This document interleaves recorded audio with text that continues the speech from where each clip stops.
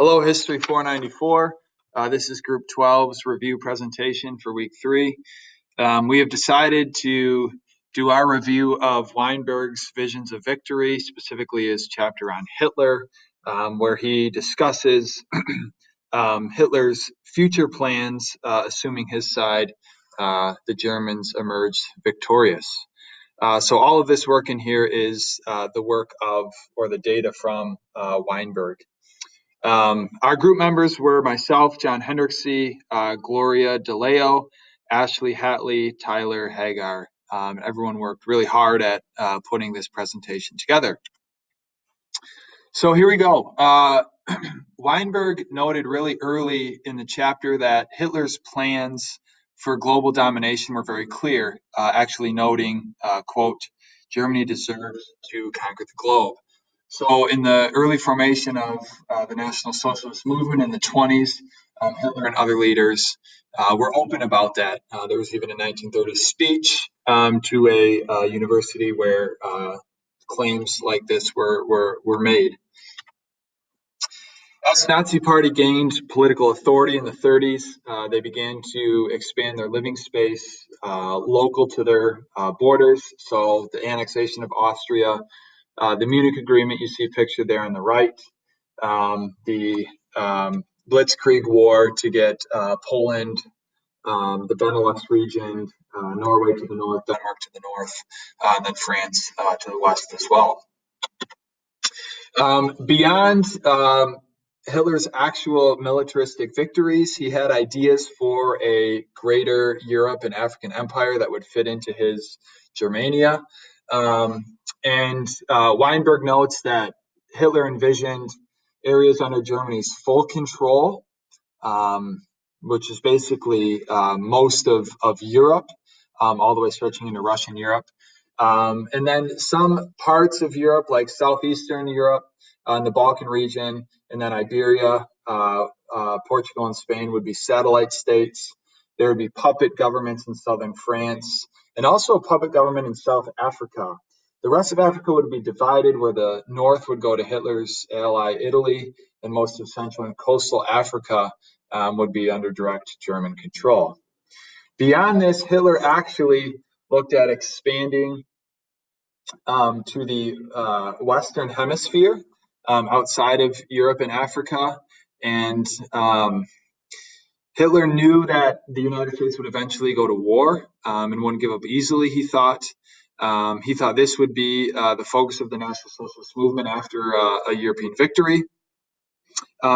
It seems, though, according to Weinberg, that he had not put a lot of thought about who would receive the spoils of the war.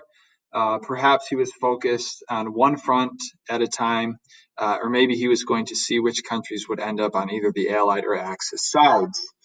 With that being said, he intended for Japan to get much of their desires in the Western Hemisphere as well.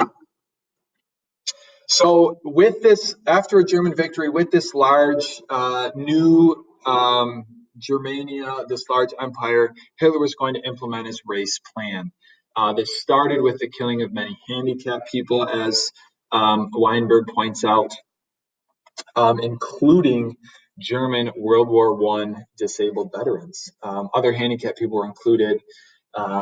Jews, obviously, were included in this. Other people deemed ethnically inferior, so Roma, the Poles, homosexuals, people with mental illnesses, all were included. Concentration camps, we know, were formed to begin carrying out this process, but Hitler really did envision this this new German empire to be dominated by this pure German Aryan race. Kind of the ideal family is pictured there to the right.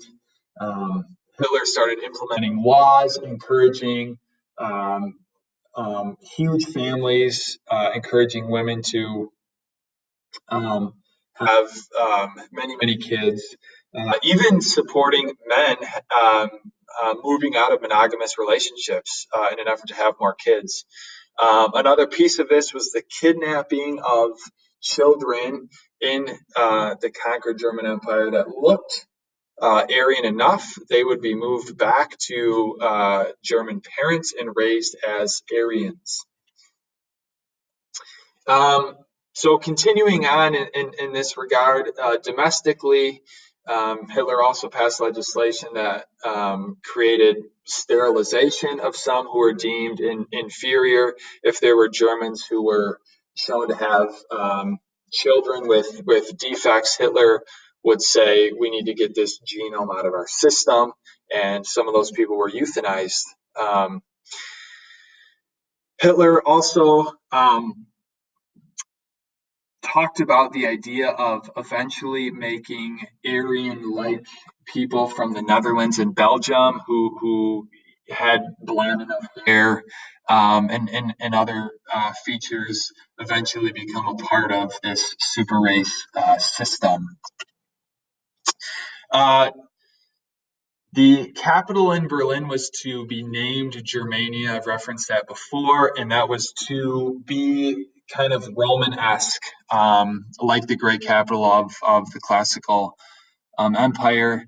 Hitler envisioned Germania to be remembered like Rome was, with many elaborate structures, like the Colosseum.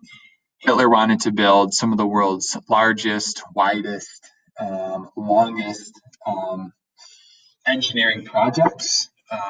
For example, he wanted the world's largest bridge in Hamburg. He wanted the world's largest museum in Linz. He wanted the world's widest streets in Berlin. And even talked about building a train going from Germania way into deep into Asia via conquered Russia. So there was a strong desire for him to look like a strong empire, and for historians 1,000 years after this German Empire to remember it as the Romans are remembered. That's our presentation. I hope you enjoyed.